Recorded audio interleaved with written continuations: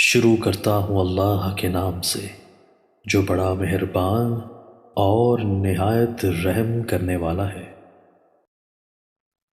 حضرت نعمان بن بشیر رضی اللہ تعالیٰ عنہ کہتے ہیں کہ رسول اللہ صلی اللہ علیہ وآلہ وسلم نے فرمایا، مومن اور موت کی مثال اس آدمی کی طرح ہے جس کے 3 دوست ہیں، ایک مال ہے، اس نے کہا جتنا چاہو لے لو، دوسرے نے کہا میں تمہارے ساتھ ہوں، جب تم مر جاؤ گے تو قبر میں اتار دوں گا، اور تیسرے نے کہا میں تمہارے ساتھ ہوں اور تمہارے ساتھ ہی نکلوں گا۔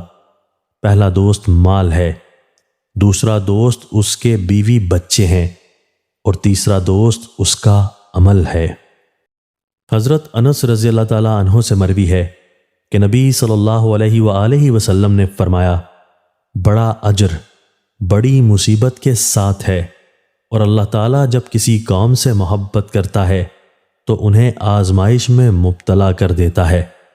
جو راضی ہو اس کے لیے اللہ کی رضا ہے، اور جو ناراض ہو اس کے لیے اللہ کی ناراضگی ہے۔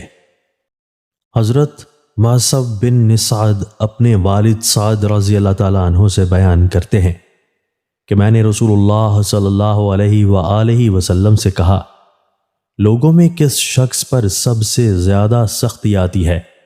آپ نے فرمایا، انبیاء پر، پھر ان کے قریب آدمی کو ان کے دین کے بقدر آزمایا جاتا ہے۔ اگر اس کا دین مضبوط ہو تو اس کی آزمائش بھی شدید ہوگی، اگر اس کے دین میں کوئی نرمی ہو تو اسے اپنے دین کے بقدر آزمائش دی جائے گی۔